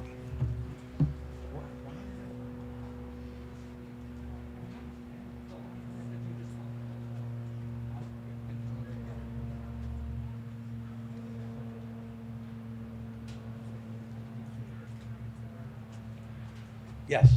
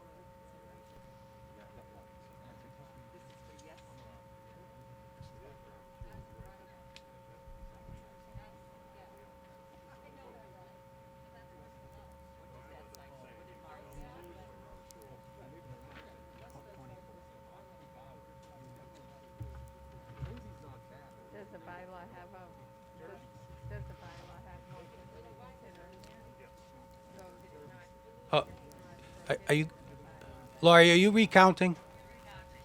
What, okay, on this side, 50-yard line, to my left, if you want to put it back before the body, please stand up and stay standing until I say I have the count, please. No, I'm good. Yep, thank you. Thank you.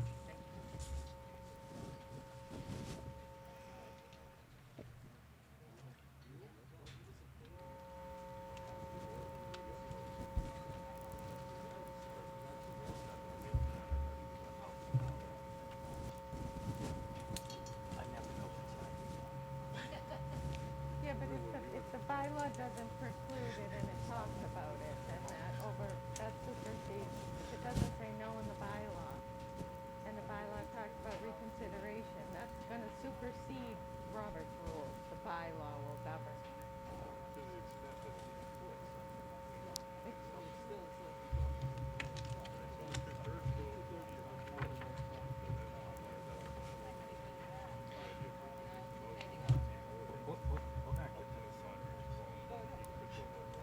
Does it say he has to be on the prevailing side in the bylaw? Yeah.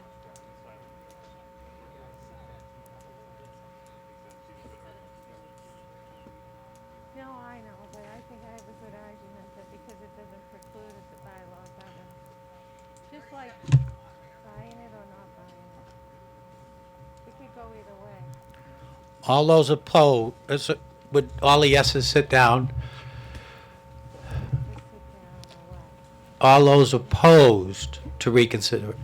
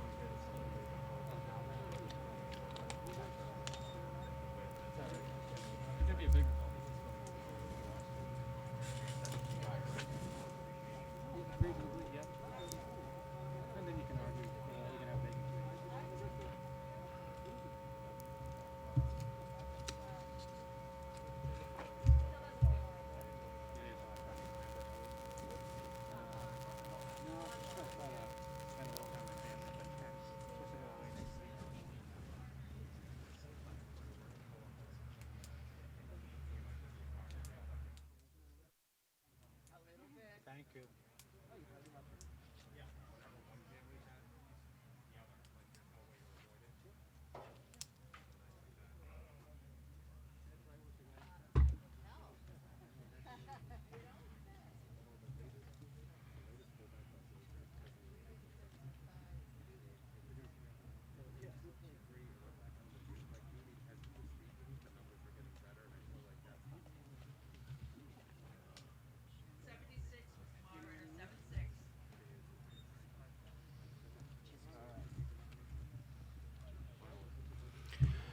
Motion fails.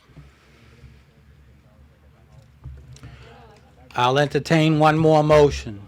Mr. Moderator, I move to adjourn this meeting sine die.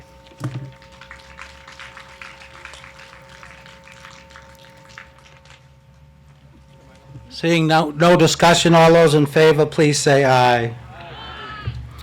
All right, stay safe, keep your distance as you leave, please, and thank you all for coming today.